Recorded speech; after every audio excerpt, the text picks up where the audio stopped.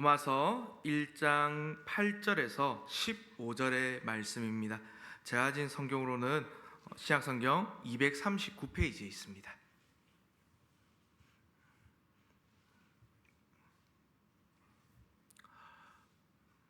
로마서 1장 8절에서 15절의 말씀 다 찾은 줄 알고 한 절씩 교독해서 읽도록 하겠습니다. 8절입니다. 먼저 내가 예수 그리스도로 말미암아 너희 모든 사람에 관하여 내 하나님께 감사함은 너희 믿음이 온 세상에 전파됨이로다.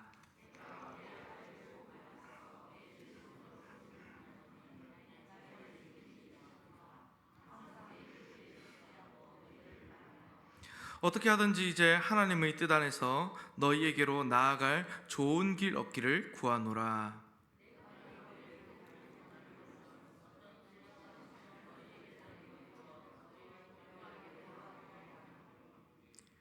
이는 곧 내가 너희 가운데서 너희와 나의 믿음으로 말미암아 피차 아니함을 얻으려 함이라.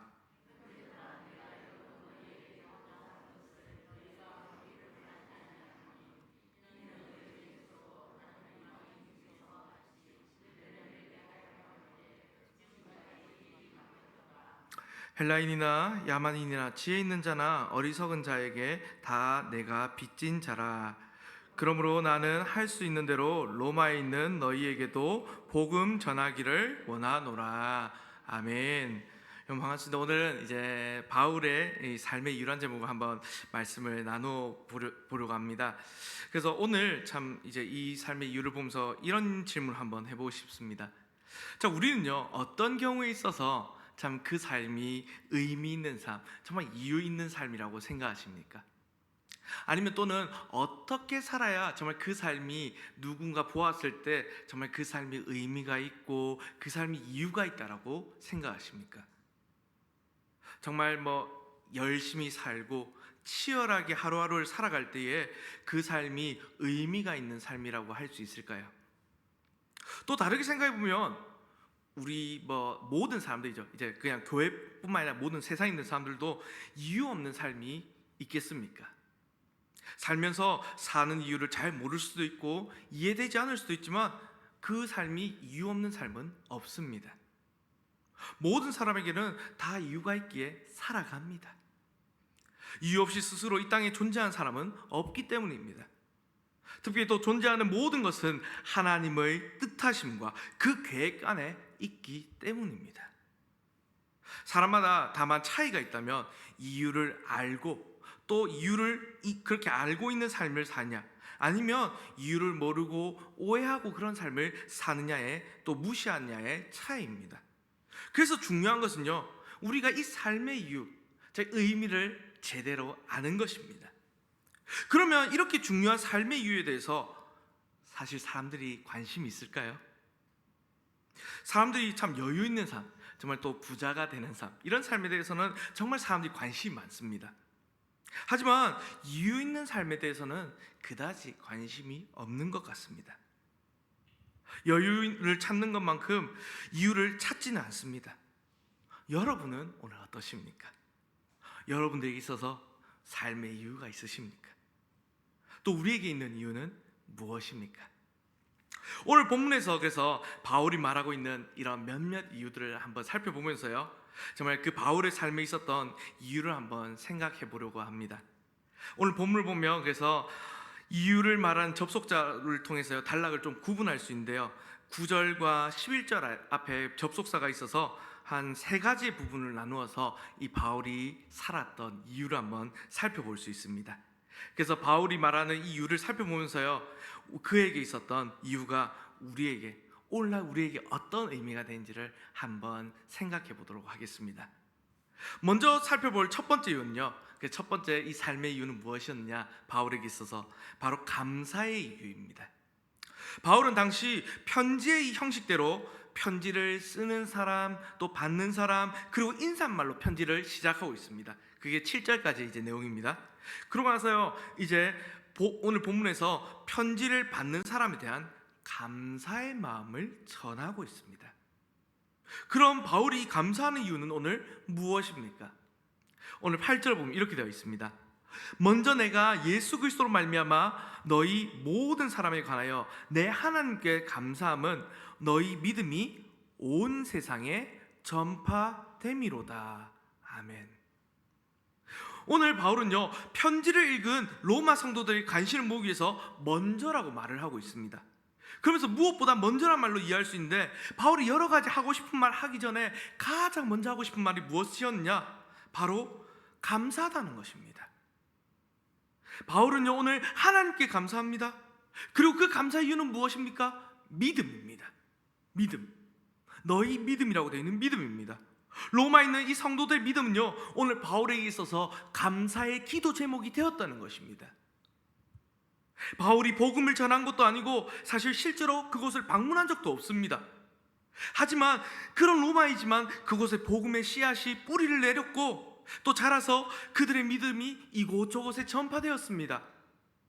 그래서 바울은요, 하나님께 감사하면서 감사의 이유를 오늘 이렇게 말하고 있습니다. 너희 믿음이 온 세상에 전파됨이로다 라고 말해요. 물론 이 바울의 이 말은요, 문자 그대로의 말이기에 과장법이 표현된 말일 수도 있습니다.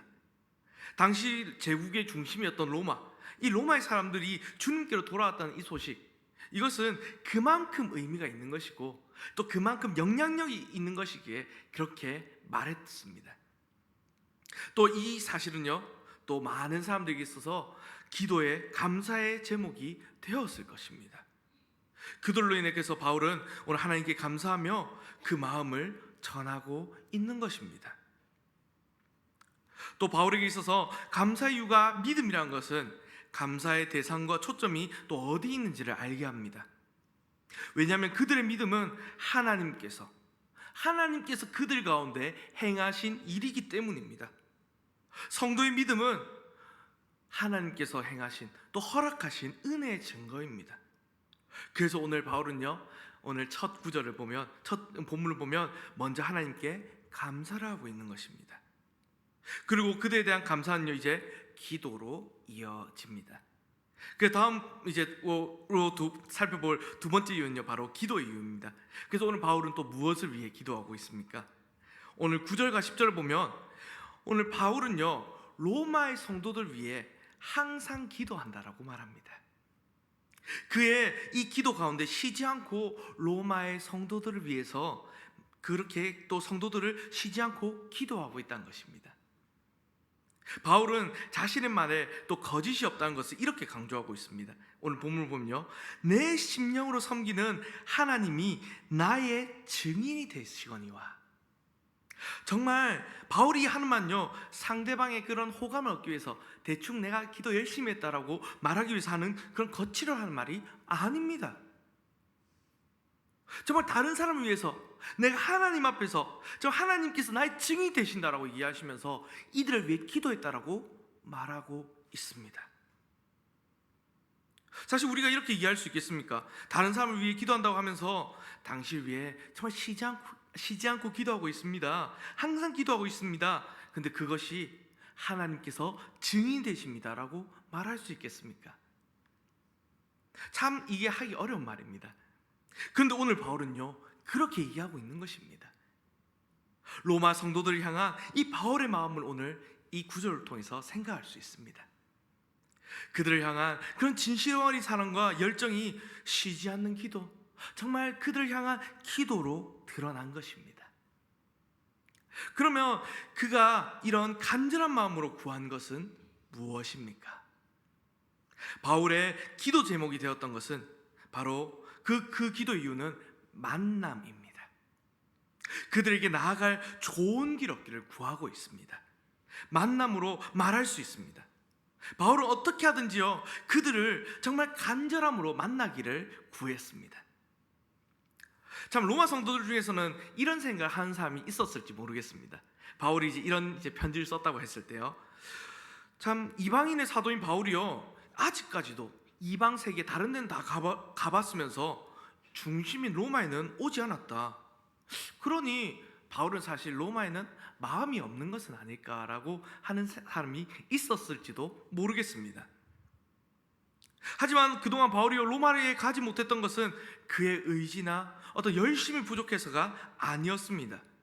여러 번 로마에 가고자 했지만 그 길이 번번이 막혔습니다.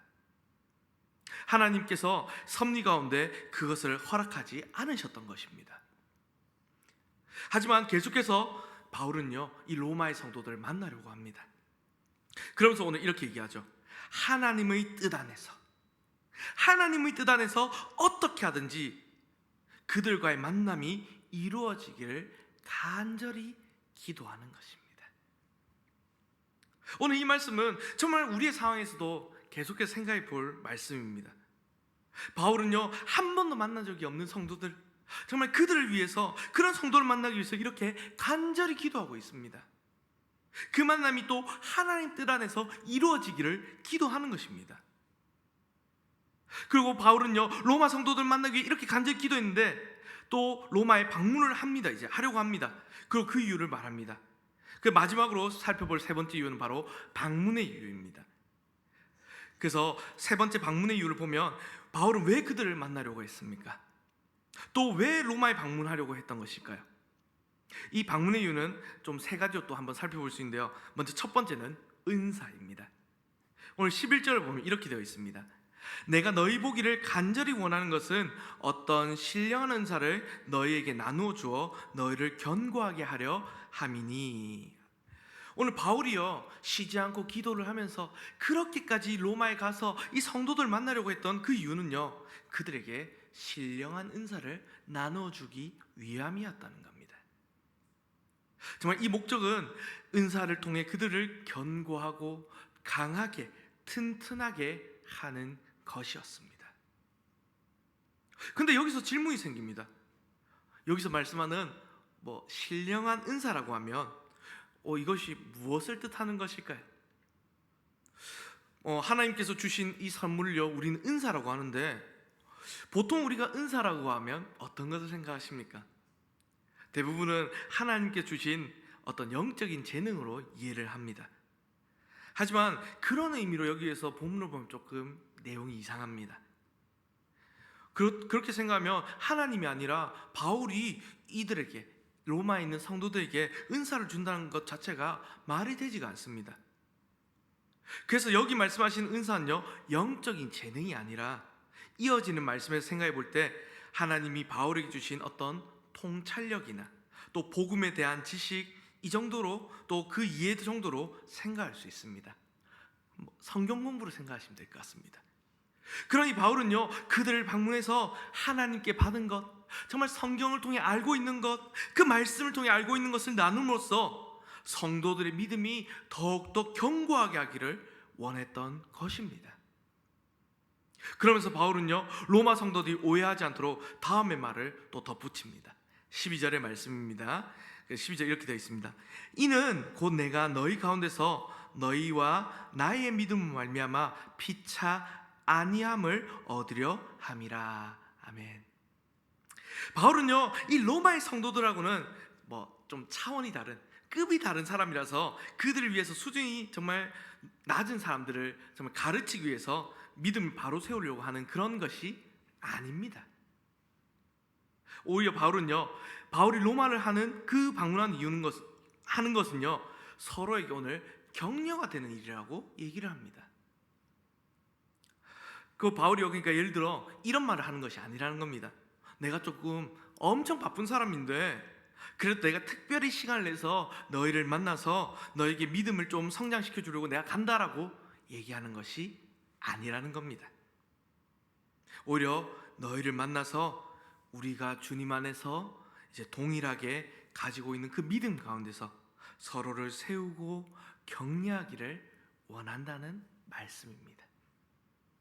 바울은 여기서 겸손하면서도 또 조심스럽게 이 방문의 이유를 얘기하고 있는 것입니다. 이렇게 방문의 이유, 첫째는 은사였고 또 둘째는 열매입니다. 그래서 13절 보면요, 이렇게 또 되어 있죠. 형제들아, 내가 여러 번 너희에게 가고자 한 것을 너희가 모르기를 원하지 아니하노니 이는 너희 중에서도 다른 이방인 중에서와 같이 열매를 맺게 하려 함이로되 지금까지 길이 막혔도다. 지금 바울은요, 그들에게 열매를 맺게 하려는 목적을 가지고 방문을 하려고 했습니다. 열매를 맺는 것은요, 바울이 그들을 만나 그들을 섬길 때 그 가운데 하나님의 역사심이 나타나는 결과입니다. 믿는 자들은 그 믿음이 더욱더 견고해질 것이고, 아직 믿지 않는 자들은 믿음으로 돌아오고 주님께로, 또 그들 가운데 열매로 그것들이 나타나기를 원했던 것입니다. 바울이 이방인의 사도로서 다른 이방인 교회를 섬기고 또 그 섬김으로 열매를 맺었던 것처럼, 로마에서도 그런 정말 생명을 얻는 열매들을 맺게 되기를 원했던 것입니다. 다만 그것이 지금까지는 하나님의 뜻 안에서 막혀 있었지만, 이제는 그 길이 열렸기 때문에 로마를 방문함으로써 이 일을 이루기를 원한다는 것입니다. 그리고 마지막 방문의 이유는 무엇입니까? 바로 셋째, 복음입니다. 오늘 15절 말씀 한번 보도록 하겠습니다. 15절 이렇게 되어 있습니다. 그러므로 나는 할 수 있는 대로 로마에 있는 너희에게도 복음 전하기를 원하노라. 아멘. 바울은요, 로마에 있는 성도들에게 복음 전하기를 원합니다.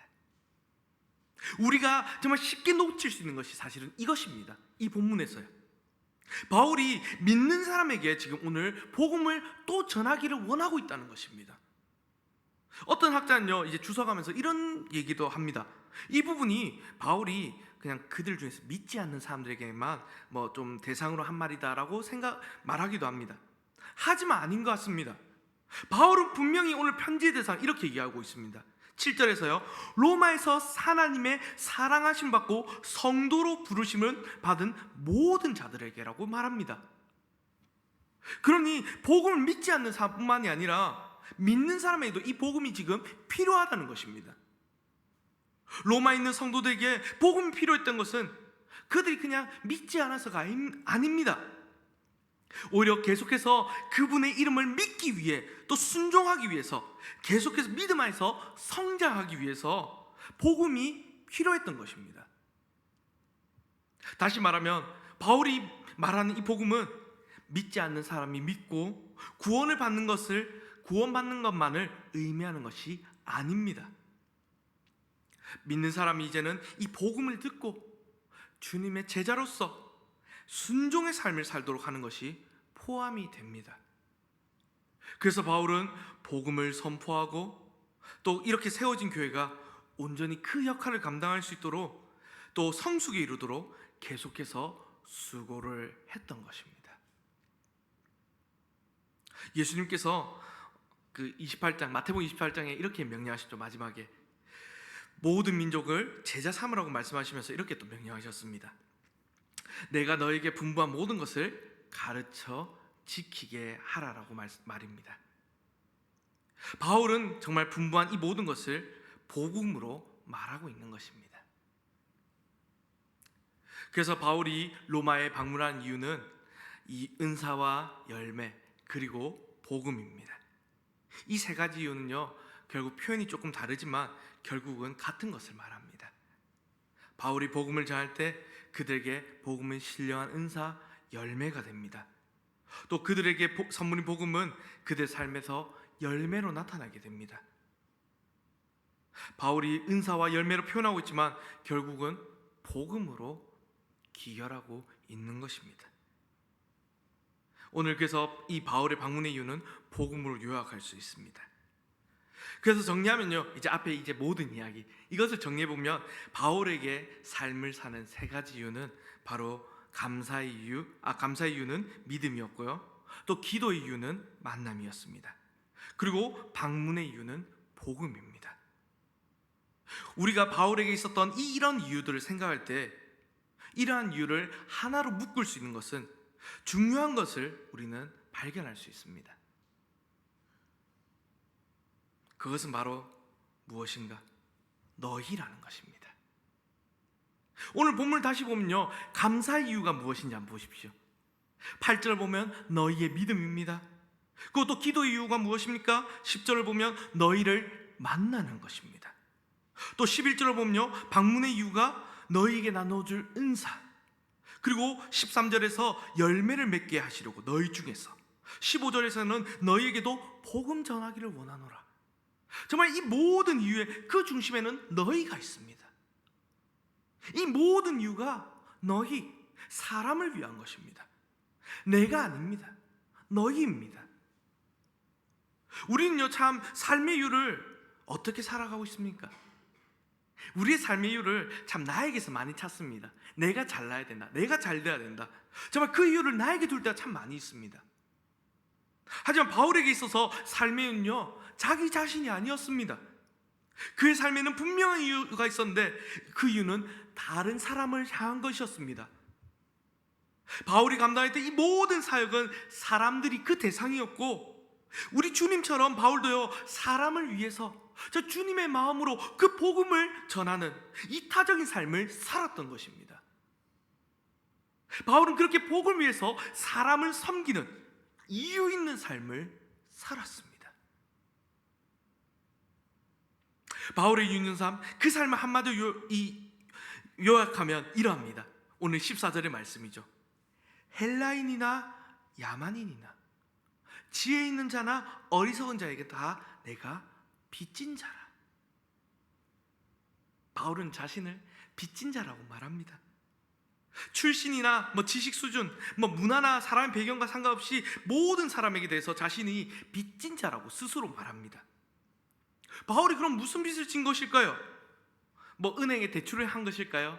아니면 그 은행에 빌린 돈을 자기가 잠깐 갖고 있다가 건네준 역할을 한 것일까요? 생각해보면 오늘 바울은요, 이방인의 사도로 부름을 받았습니다. 그리고 주님으로부터 복음을 받았습니다. 그리고 그 복음을 전하라는 사명을 함께 받았습니다. 그래서 바울은 그날 이후로 모든 사람에게 복음의 빚진 자가 된 것입니다. 모든 사람에 대해서 복음을 빚진 자로서 바울은 복음을 전하기 위해 살아갑니다.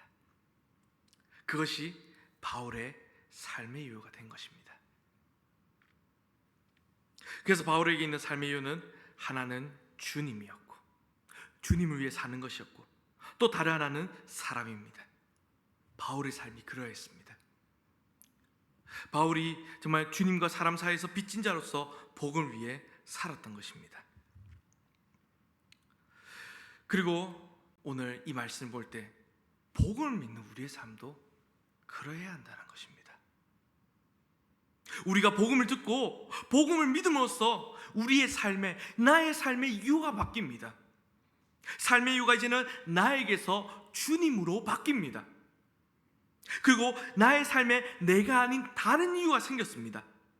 주님이 나의 이유가 되신다는 것입니다. 또 복음을 바뀐 내 삶의 이유는 이제는 나를 향하는 것이 아니라 다른 사람을 향하게 되어 있습니다.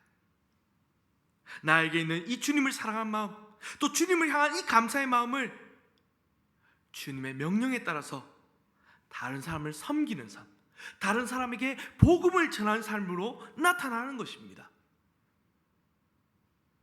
왜냐하면 사람을 섬기는 것이 곧 주님을 섬기는 것이기 때문입니다.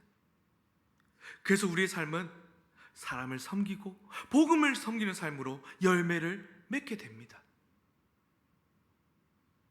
그래서 오늘 잠깐 질문을 봅니다. 여러분에게는 오늘 이런 열매가 있으십니까? 정말 우리에게는 어떤 삶의 이유가 있습니까? 여전히 나를 위해서 살아가십니까? 아니면 너희를, 사람을, 주님을 위해서 살아가십니까? 어떤 분이 이런 말씀을 하셨습니다. 그냥 인터넷에 있는 것 이런 거죠. 이렇게 얘기합니다. 요즘은 복음이 필요한 사람이 교회밖에 아니라 교회 안에 더 많이 있다. 정말 십자가 앞에서 무릎을 꿇고 그 마음의 무너짐을 경험해야 할 사람들이 교회밖에 아니라 교회 안에 더 많이 있다. 하나님의 사랑으로 인해 단단하고 교만한 마음이 녹아져야 될 사람들이 교회밖에 아니라 교회 안에 더 많이 있다. 예수님과 함께 죽고 다시 태어나 은혜를 받아야 할 사람들이 교회밖에 아니라 교회 안에 더 많이 있다란 말입니다. 참 공감이 되는 말입니다. 로마 교회를 생각해 보십시오. 복음을 듣고 믿어서 그 믿음이 온 세상에 전파되었던 그 로마 교회. 근데 이 교회도 바울이 전하는 복음이 필요했습니다. 그렇듯 오늘날 우리에게도 복음이 필요합니다. 교회에 나오고 있지만 여전히 믿지 않는 분들뿐만이 아니라 말은 하지만, 믿는다고 말은 하지만 여전히 우리의 삶의 이유를 오해하고 나의 삶의 이유가 내가 되어 있는 사람들, 다른 곳에 두고 있는 분들에게 이 복음이 필요하다는 것입니다. 우리 모두에게 복음이 필요한 것입니다. 그래서 말씀 맺겠습니다. 오늘 우리가 정말 복음을 믿는다면요, 그 믿음들, 이것은 순종으로 나타납니다. 삶의 이유, 우리의 삶의 이유가 주님이 되는 것입니다.